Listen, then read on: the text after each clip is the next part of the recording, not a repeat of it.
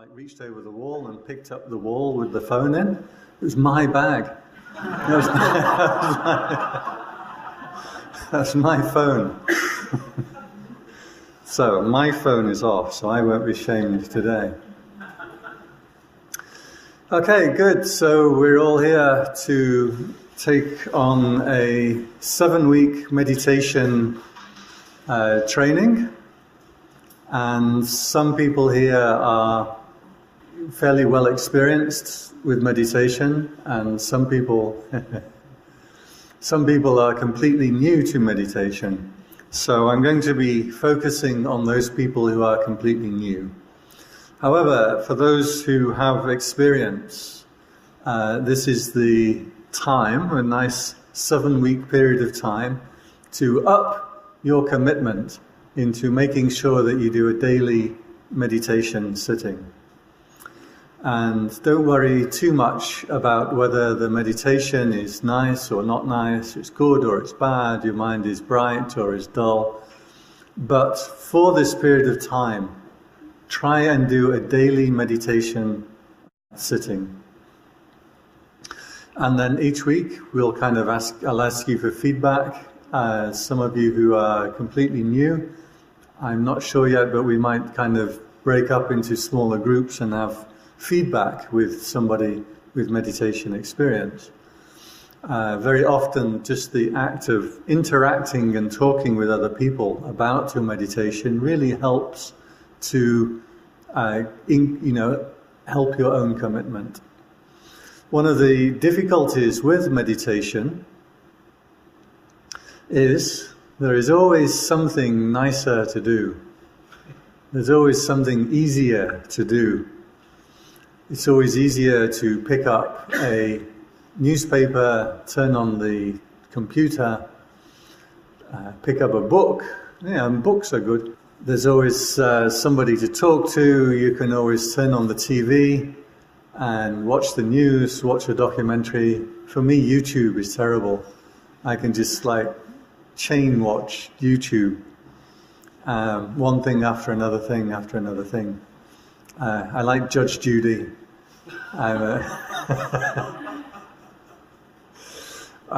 Stupid things like that. It's just much easier to do. And what you do is you put the meditation off. And part of the feeling is, well, if I'm going to meditate, I'm going to meditate at a time when I really feel ripe for it. So I have a story to illustrate. I have a friend of mine, and he has a house on an island, just in case he's watching. And he said to me, because I said to him, he knows a lot about Buddhism. I said, but you never do any meditation. And he said, oh yeah, I do meditation. You don't know if I do meditation or not. I'm like, when do you do meditation? He's a workaholic. I said, there's no way, and he lives at the place where he works. I said, there's no way you do meditation here, because you have too many things. He said, yeah, I can't do it in my house here. But when I go to my island, then I can meditate. And I happen to know that on the island, at that time, there was a lot of construction. I said, can you do the meditation while they're doing the construction? And he said, oh, no, I have to wait till they finish. Okay. I also know that his house there is a single room.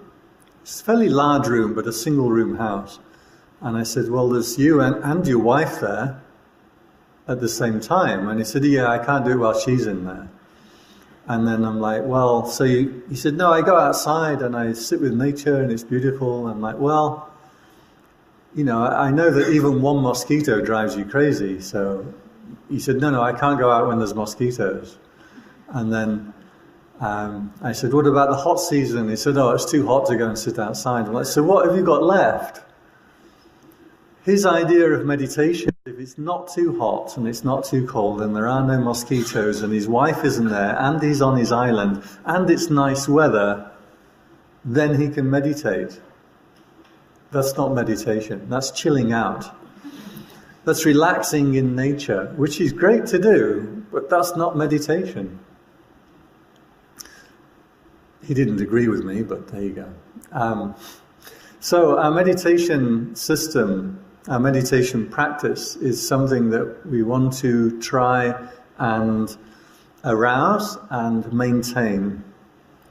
And the biggest obstacle to meditation, in fact, is the ease of distractions. There's just always things that are easier, more habitual, that you can get involved in, that you can pick up and do instead. So the knack is not to wait until you happen to be in a really beautiful state of mind and then say, hey man, I'm a really good meditator. A good meditator is someone who will do the practice day in, day out, regardless of how your state of mind feels. You want to try and bring the meditation to every single state of mind.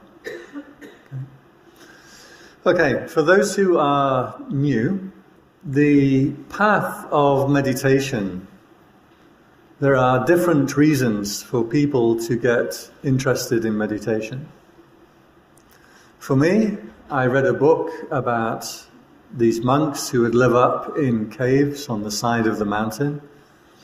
One monk, he was in Sri Lanka. And the biggest event of the day that happened to him every day was eating his food. And the second biggest event was brushing his teeth. I thought, yeah, that's me. Don't need to talk to anybody. I don't have to interact with anybody. I can just be completely on my own and absorbed in, super mundane states of mind and not be involved with the world. And that really suited me. I was not keen on the world, and I didn't have too much ambition for things like jobs and relationships and things like that. Not the best motivation, right? Other people, well, one person that I know got diabetes, and like the early stages of diabetes, so meditation was recommended as part of the meditation, the diet and the exercise in order to overcome the diabetes. And it seemed to work. Whether it was the diet, the exercise or the meditation, we don't know. A friend of mine, his daughter was, he's a meditation teacher, and his daughter used to go with him on meditation retreats. For years and years, but she wasn't interested in doing the meditation. She'd play and read and do different things. And as she got older, when she was about 16, on the meditation retreat, there was a really beautiful, really poised 20-year-old girl. And the 16-year-old was so enamored with this girl, thought she was so beautiful and so poised, that and if she wanted to do a meditation retreat, well then the girl would too. So she started meditating for that reason. What are your reasons for wanting to come and meditate? Can be all kinds of different motivations. But one of the things that we find is the motivation will tend to change the more meditation that you do. Whatever it was that originally pulled you through the door, as you get involved with meditation, as you start to take up a daily practice, it gains a momentum of its own. And you don't really need reasons for it. Reasons are all things part of the ego, part of the thinking. But when you get into the practice, you're really putting down that whole kind of ego, that whole I am, the whole kind of mental life that we live in, is putting that down and finding somewhere else to dwell. Now, sometimes that's easy, and sometimes that's difficult. So the biggest challenge, as I said, is to be able to do this consistently. Yesterday I was doing my meditation, and, well, actually I was trying to install Photoshop on my computer. Not a happy time that I was having, to be honest. And so while I was doing this, but I just wanted to sit. And every so often, every hour or so, I'd be like, I've had enough. beating my head against a brick wall and windows hanging and crashing. And then I'd go and sit, and my mind was just so beautiful and still and bright. I'm like, I don't care about Photoshop. I just want to sit right here. This is it. And so I don't know, I was doing about 4 or 5 hours of meditation yesterday. And this morning I think, I have to come and give the talk today. I'll get myself into the right space for the, so I can talk to you all. And then nothing. Just mind jumping around backwards and forwards, wouldn't settle down. Meditation is not about the experience that you're having. In those two examples, last night and this morning, I'm comparing what the experience is. And it's your ego that judges, I'm doing it right, now I'm getting that, now I can't do it, I'm so terrible. You need to get past that kind of thinking mind. When you put the thinking mind down, well, if the mind is great or the mind's not great, that's all part of judging and thinking. That's all part of this mechanism that you're trying to actually get away from. So the meditation needs to be something that's consistent, and it will take on a life of its own because it's independent to your kind of ego and what you want and what you're aiming to get from it. On the wider scale of things, the goal of meditation is called enlightenment. So this is what saints and sages around the world have been in search of. In every tradition, in every culture, you have a group of people that kind of withdraw from society somewhat, recluses, saints, sages, hermits, people who have looked at the world in the normal sense, but have seen something else.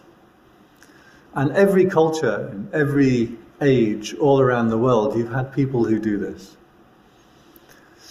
In Christianity, you had the Desert Fathers, the Philokalia. I don't know if anyone has tried reading that. It's quite a beautiful book if you can read it. Saint Teresa of Avila, the Spanish mystic during the Spanish Inquisition, her and her disciple or follower, St. John of the Cross. These were real hardcore meditators. In India, you've had it. All the Upanishads are written from these really deep experiences that people were having. China, as soon as Buddhism got to China, it was picked up very quickly because they had this feel for that ultimate goal. What is the ultimate goal, this enlightenment? Well, we can study it, we can talk about it, I can give you the definitions for it. But for this period of 7 weeks, we're not too focused on what the ultimate goal is. We focus on what you need to do. So as we get into the meditation practice, we are embarking on this same path that all these people have followed before us. And so we're joining a worldwide, humanity-long tradition of people who are interested and willing to stop and turn the mind around and turn the mind back inwards on a path of discovery. So, meditation is something that we will, or one does learn only by doing it. Nobody can really teach you meditation. I can't say certain things and then you just catch it and then you can do it. I watched this documentary, again, YouTube, of a small group of people who made bicycles that when you turn the steering wheel left, the wheel will turn right. And when you turn right, turn your handlebars right, the wheel will turn left. And they had great fun putting everybody on these bicycles and watching them fall off. And just one or two of the researchers were really determined to master it. And They tried every technique they could think of to try and master it, and they just couldn't. And then the guy said, one day it just clicked. And from that second on, I could ride the bicycle. And then he got back on a regular bicycle, and it was, he was falling off for a few minutes, but then that clicked, and then he could switch between the bicycles. There was a moment where the knowledge came alive. This is one way of learning things. In psychology, you call it insight learning. That means the animal that you are testing will suddenly figure out what it is that needs to be done. Very briefly, in psychology, they had two schools, behaviorism and cognitive insight learning. And the first school, they did these experiments with cats, and they put a cat in a box, and the cat has to escape from the box to get the food. To escape from the box, it has to hit a lever. When it hits the lever, the door opens, it gets its food. You put the cat back in the box, and what does the cat do? Does the cat hit the lever again? No, it carries on doing random actions until eventually it hits the lever, and then you put the cat back in the box. Poor cat gets frustrated. And slowly, but slowly, it gets faster and faster for the cat to hit the lever. But the cat never has a moment where it figures out what to do. Compared to monkeys, they had chimpanzees, and they put them in a room. In the room is a table, a chair, and a broom. And high up on the wall is some bananas hanging. And the only way to get the bananas is to move the table, put the chair on the table, stand on the chair with the broom, and you can unhook the bananas. And it took a while for the chimpanzees to figure this out. But the moment they'd figured it out, every time you put them in that room, they will immediately do that action. It means that they've cognitively understood the process. So, to cognitively, when you get that moment where you suddenly understand something, you get like a flush of happiness. It's a little boost of endorphins will go around the body. I remember distinctly the first day that I understood how a magnet worked, and it was only about 3 years ago. I was watching Richard Feynman. If anyone watched Richard Feynman? It's probably one. It's probably a bit old for most of you, a bit young for it. And I suddenly, that's it, that's how a magnet works. I could never understand why you could attach a magnet to a piece of metal and it doesn't fall off. But there's no battery. And now I understand it. Don't ask me to explain it to you. But... So there is a moment that we get of happiness when we have attained to new knowledge, when we've understood something new. But the meditation that we do is not like that. Meditation is something that you don't apply your mind and your intelligence and then you've figured it out. That's what it is. It's not something that you can do even slowly over a matter of weeks, over 7 weeks. You're not going to get to the end of 7 weeks and then, now I know meditation. I just go and do it, and every day I sit there for an hour and I'm just, hey man, I'm really cool. It's not going to happen. Meditation is something that you can only learn by doing it.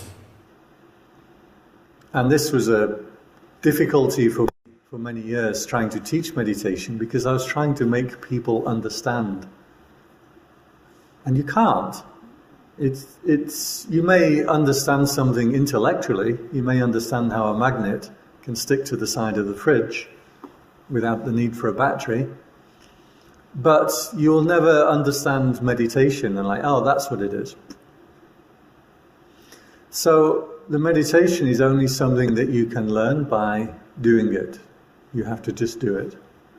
It's your journey. It's you turning your attention around and bringing it inside your own mind. You might call it a self-reflectivity. So instead of the mind pouring outwards into the things of the world, all those things that are exciting, stimulating, interesting, YouTubes and emails and books and conversations and TVs and parties and food and all the rest of it, these will all pull your attention outside of yourself. And one reason you like those things is because you're not feeling yourself. So, for example, when you go to see a movie, what's the difference between a good movie and a bad movie? The difference is, a good movie sucks you in. You get pulled into the story. If you're not pulled into the story, well, you know, the seat is too small and the person next to you is rustling toffee wrappers and someone else is scratching and the air conditioning isn't right, or it's too hot or it's too cold. You know, you don't like to feel yourself. We like to be completely absorbed outside of ourselves. So turning the attention back inwards is quite a job. You're reversing the flow of the mind, if you like. The Buddha called it the worldly stream, and he said you're going against the worldly stream. There are different ways to look at it, but for example, the Chinese were very much, when Buddhism got to China, they were very much, well, you go into the worldly stream, you go into the flow of nature. But Indian Buddhism was very clear, as you go against that worldly stream of the attention flowing outside of yourself into things to do, things to have, things to listen to, things to eat, things to occupy your attention. I had this one friend, he was studying Thai, and he went to I can never remember, Unity or Union. There's two really good schools in Thailand, in Bangkok. And the school was, at that time, near Plenchit Centre. And he lived at On Nut. So 5 days a week he would take the SkyTrain from On Nut to Plenchit. And a very good friend of mine, but he never had any interest in meditation until the very end, but that's another story. And he said to me that he goes by SkyTrain, and he said, but fortunately, he said, he got his iPod. Shows how long ago that was. He said, fortunately, I've got my iPod. It's a total lifesaver. Like, why is your iPod a lifesaver? Because that trip from On Nut to Plenchit was too unbearable because he didn't have something to occupy himself with. He needed something that would just occupy his attention. Otherwise, he'd have to just feel himself, right? And he felt that was very uncomfortable. And this is true for pretty much everybody. Until you train yourself, it's always going to be more comfortable to have your attention outside of yourself into some kind of activity. Bringing the attention into yourself at first is going to be a little uncomfortable. So sometimes when people are really new to meditation, they can feel a little panicked, or the breath will go too fast, because you're not accustomed to it. However, what's happening is, as you bring your attention in, the mind is still wavering a lot. And the mind that's wavering or moving is uncomfortable. If we keep practicing, you get accustomed to feeling yourself, knowing yourself, being wakeful. And this starts to become the most beautiful thing that you can experience. So yesterday, while I'm doing Photoshop, trying to get my Photoshop installed, it took me all day and I still failed. Because it's not as nice. It's better to bring my attention inside. My attention is home. My attention is still. My attention is bright. I don't need to go anywhere at all. This is what we call a refuge. There's a technical word, it's called a sarana, or refuge.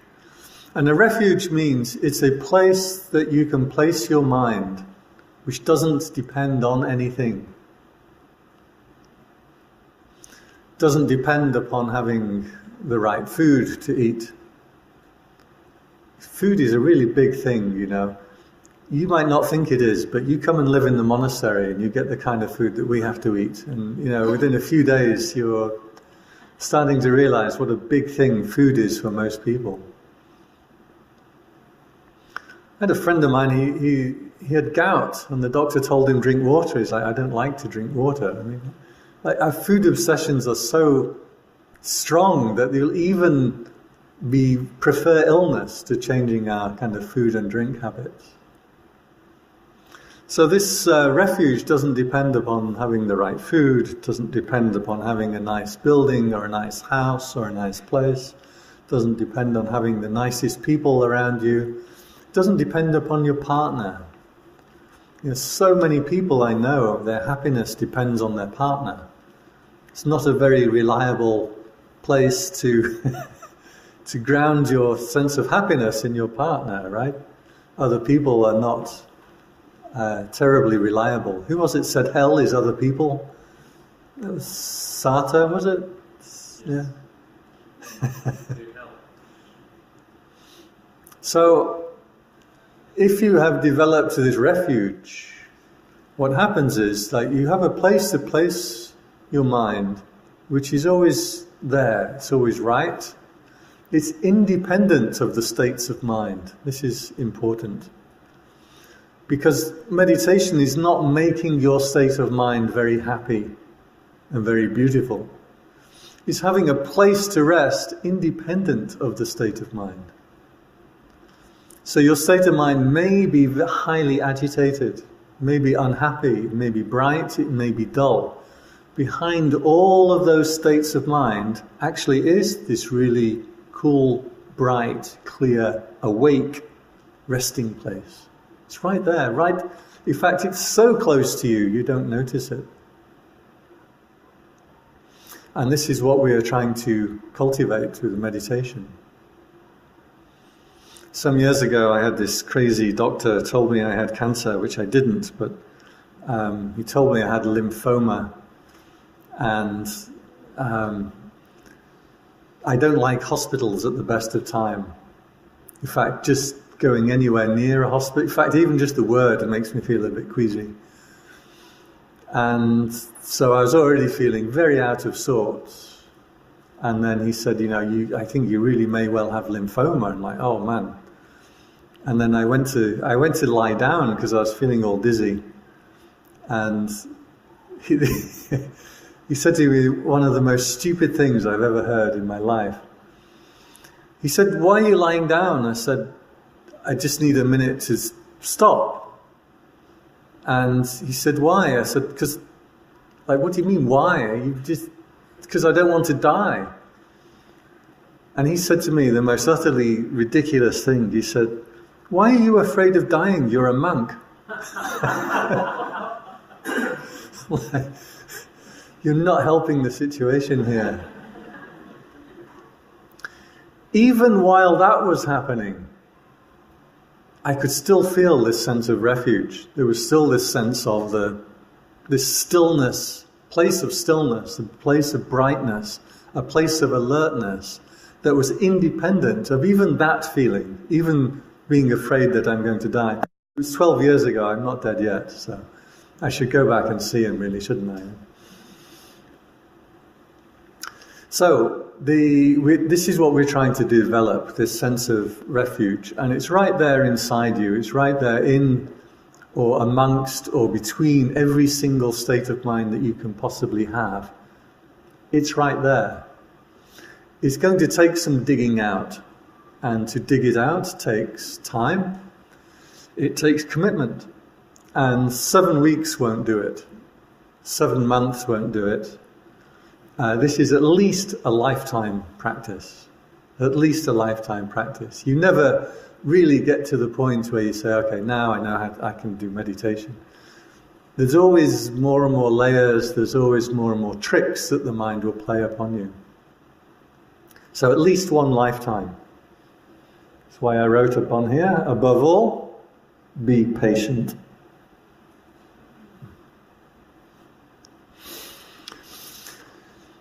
So we're going to do some meditation, and we're going to go back to the very basic core method for meditation, which is to sit and watch the breathing.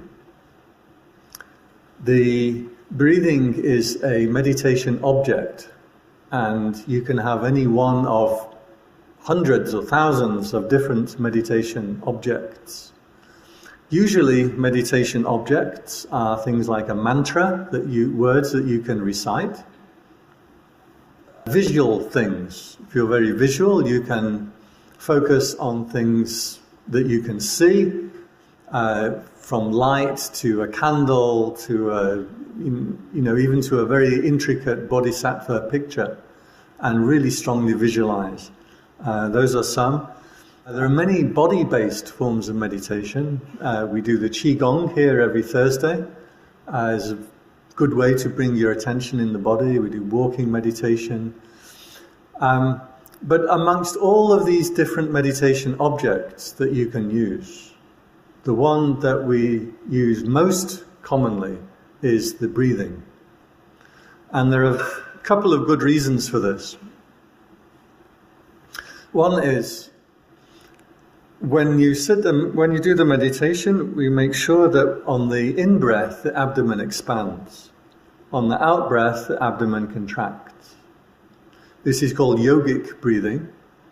And if you are stressed or in a difficult situation, then you would tend to breathe in at the chest. So you watch boxers when they're fighting, and when they sit down in the corner after, between rounds, they're breathing in at the chest here, right? When you get stressed, you will tend to breathe in using the chest muscles, which are actually a lot stronger than the abdomen muscles, but they use up a lot of energy. When we breathe in from the abdomen, it means that we're relaxed. So when we come to do the meditation, if you make sure that you're doing the abdominal breathing, the abdomen expands with the in-breath, contracts with the out-breath, this will automatically key you into a calmer state of mind. It's called a biofeedback mechanism. This is the reason why when police come to your house and give you bad news, they tell you to sit down and have a glass of water ready. Because when you're drinking water, it signals to yourself, well, if I'm eating and drinking, I must be in a reasonably calm situation. When you're stressed, you don't usually want to eat or drink, unless it's ice cream.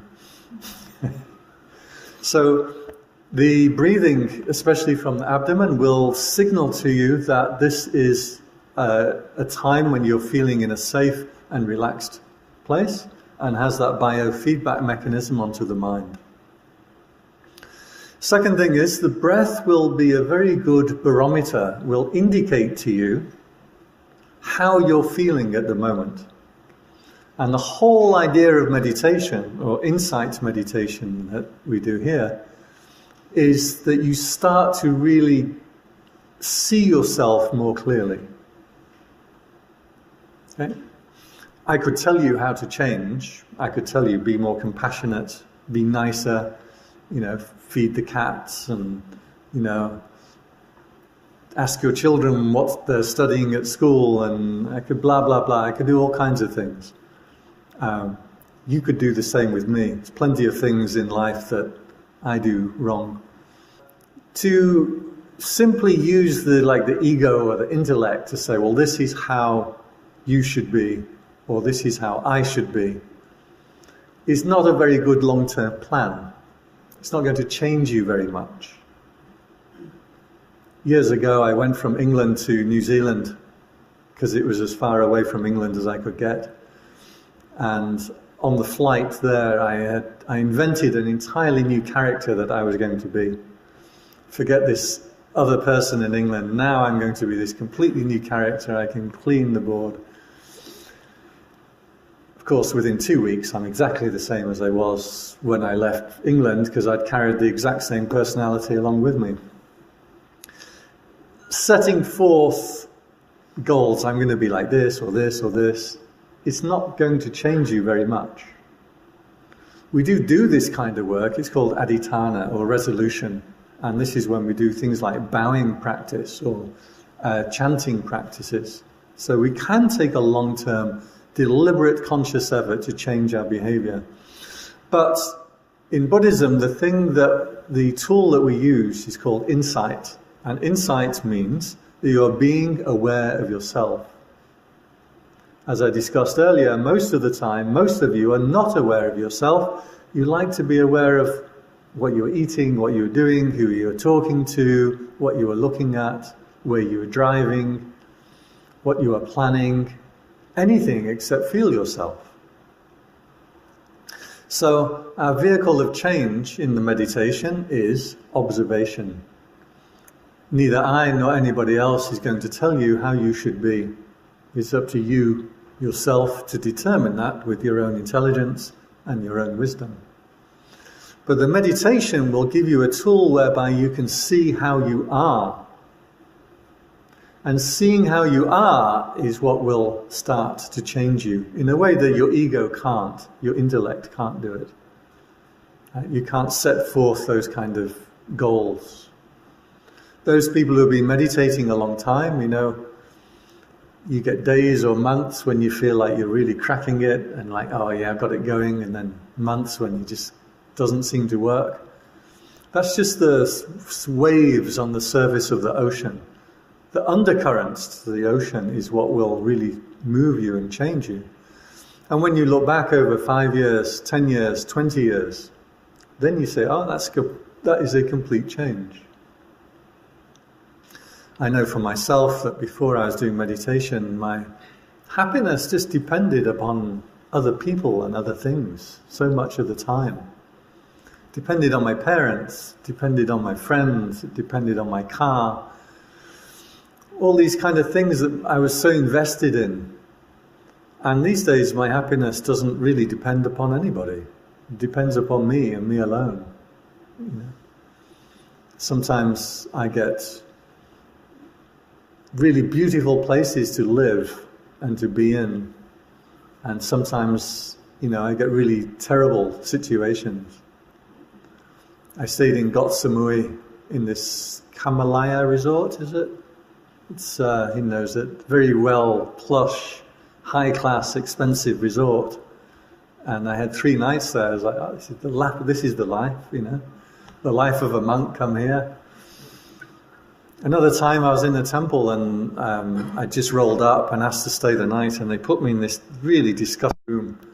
Like, had spit all up the walls, there was no windows, and full of mosquitoes, and some days you get good, some days you get bad. My happiness doesn't depend upon the things around me. It only depends upon myself. So as you sit and breathe, the breathing is a very good barometer. It will start to point to you how you are actually feeling. And this, turning the attention back inwards and starting to observe, know thyself. Wasn't that written above the Delphi, the Oracle of Delphi? It was written, the Greek phrase, know thyself. I'm looking at you here. Socrates. Yeah, but it was written above the doorway of the entrance to where the Oracle of Delphi was. Written, know thyself. So that's what we're trying to do. You're trying to know yourself, bring your attention back, and your breath will be a very good indicator. As you sit and watch the breath, you'll feel like a thought come into the mind, and the thought starts to call your attention, and it disrupts your breathing. If you're in touch with your breathing, you start to get really in touch with what's happening in your mind. So, the breath is a very good meditation There are many. None are really better than others, but the breathing is a good one to start with. Certainly, I wouldn't usually recommend any kind of meditation object that isn't body-based. So you need to be based in the body somewhere. Some people use the body sweeping, the attention coming up and down the body is good. I like to use the whole body as itself in like a neutral aspect where it just kind of hums and vibrates and buzzes. But whatever it is, your meditation does need to be grounded in the body and does need to be grounded in the present moment, not wandering off into the past or the future. The past or the future may arise, may have a memory come up of something that happened, but you're not getting lost or caught in that memory. You're seeing it very clearly, what's happening right now. This memory has come up into my attention, and I'm keeping my attention in the present moment, and that memory will disappear. What we're not trying to do is psychology, and I am a fan of psychology, but that's not what we're trying to do. So a thought comes up, something in the past, somebody hurt you, somebody accused you of something you didn't do. I have a funny story about that. If you want, I'll tell you later. Someone accuses you of something you didn't do and you get all that blame. 20 years later, you can still feel it, right? That memory comes back in and you still kind of like start arguing and trying to defend yourself. And it's ridiculous, really. This is just a little tickle, a little memory that popped up right now. Right? You're in the present moment. This thing has come to try and disturb you for a while, and then it will disappear. So grounded in the present moment, even if the past or the future thoughts will arise.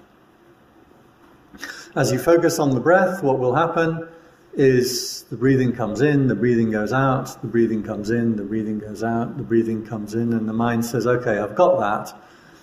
I'll leave 10% of me watching the breath, and the other 90% of me is going to go and plan dinner, or argue with my partner, or plan my retirement, or plan my visa. That's a big one for me right now. That's the end of your meditation right there. Because any repetitive action, your mind is automatically geared, evolutionarily programmed, that any repetitive action it can safely ignore. And it just pays attention to, other things. So the breathing comes in, the breathing goes out, just like you're walking down the street, your left foot goes, your right foot goes, and then you're off thinking, right? So, what we have to do then is stop. When you realize your attention has wandered away onto something else, stop. Ask yourself this question, well, how come my mind went somewhere I didn't tell it to go? Whose mind is this? Why am I not in control of my mind? And then you bring your attention back to the breathing. Now, those places where the mind wanders off to and how we deal with that, we're going to look at in a future week. But for this week, for those of you who are new to meditation, all you need to do is stop. Make a note, where did your mind wander off to? Bring it back to your breathing. Try to get yourself accustomed to just feeling that simple feeling of the breath and being content with that. Contentment isn't something that arises because you like it. Contentment is something that you train yourself in. You train yourself to say, the breath is absolutely all I need. Just to sit here and breathe is absolutely everything that I need. Your cat can do it. Your dog can do it. Your bee can do it. Can just sit as an animal, can just sit and breathe. Be like a big gorilla. Do you know that theory about human beings, why we're so smart? If you compare us to gorillas, some of us probably closer than others. For apes, our babies take a long time to develop compared to other animals. Like a giraffe can run after like 10 minutes of being born. You know, human takes 3 years, so we take a long time to develop. But while we're developing, our brains have this huge plasticity where we can learn new things. That's why your 10-year-old can learn a language faster than you can, because they have this enormous learning potential, social learning potential when you're very young. And then for apes, as you get older, you lose that. You no longer need to learn things. Well, as humans, what happened to us was we never got mature, which is why we never get hairy like an ape. We get stuck in that learning phase, so that, you know, you may think you're very smart, but you're really just a kind of unmatured ape. So I like to think of this because when you see a gorilla on TV, you know, a big gorilla, they just kind of sit there and breathe, right? They can just sit there and be in their group, in their situation, and all the little gorillas are bouncing around and running here and there and climbing all over you and biting things and biting each other and turning somersaults. But the adult gorillas are just sitting there and being and breathing. So I really like this image for when I do the meditation. This is my big gorilla time. My baby monkey time, that's when I'm doing other things. But my meditation, that's big gorilla time. I can just sit and be with my breath. I'm strong enough, I'm good enough, everything is just as I need it to be. That takes a training, to train yourself to be happy with the breath. Just before we do some meditation, I mentioned the mind is like a machine. And that is, whatever you put your attention onto, your mind will take on that characteristic. If you put your mind onto fluffy kittens, and you like fluffy kittens, your mind will start to become kind of nice and kindly and compassionate. If you put your mind onto Donald Trump, and you don't like Donald Trump, after a while your mind will become agitated and unhappy, maybe angry. If you like Donald Trump, we won't go there. Whatever it is that you put your mind onto, your mind will take on that characteristic. Okay? So, you put your mind onto a person, do you like them or do you not like them? After a while, your mind will get into this liking and disliking, hating and loving. Okay? So what we're trying to do, the meditation, is put your mind onto something that's neutral. The breath is not great, it's not bad, it's not comfortable, it's not uncomfortable. It's just nice, calm, present. So train yourself to be happy with that. You do this intentionally at first, but every so often the mind will just come together and stop still with the breath, and you'll just be... You just realize you're sitting there and bright and breathing and still and absolutely happy. Then the mind says, yeah, now I'm doing it, and then you're off again. Your ego took control. So, the mind is just a machine like this. Whatever you put your attention onto, that's how your mind will start to become very quickly. I don't know, he was my closest friend for many years. We don't see each other much these days. But whatever I would present to him, he would just embody it. So he would say something like, oh, I can't get the computer to working today. And I say, oh, computers are awful. Oh, they're terrible. I have so much problem. Oh, I have so many problems. And he spirals into this kind of like angry, fed up person. And then I'll say like, it's nice weather outside. And go, oh, isn't it nice? I'm so glad I'm not in Germany and blah, blah, blah. And then he become all bright and happy. And then, I'd say, oh, you're so lucky to have such good food here. He said, oh, we have great food here. I'd literally remote control him. I could just press the button and flip him into any mood that I wanted to flip him into. So the mind is like that. Whatever is in conscious attention, you start to become that thing. So, use a bit of wisdom. Let's train ourselves to put our attention onto something that's calm, is peaceful, that is very close to yourself, that will give you a very good indication of what's going on in your body and mind. Expect the mind to go off wandering onto other things. That's its nature. That's how you've trained your mind for 20, 30, 50 years, however old you are, 70 years, some of you, right? You've trained the mind to be looking for things that are exciting, stimulating, interesting, right? Of course your mind will carry on doing that when you do the meditation. So the process is one of continually coming home. Everybody clear enough? Do you think we can do it? 20 minutes meditation? Okay? Okay.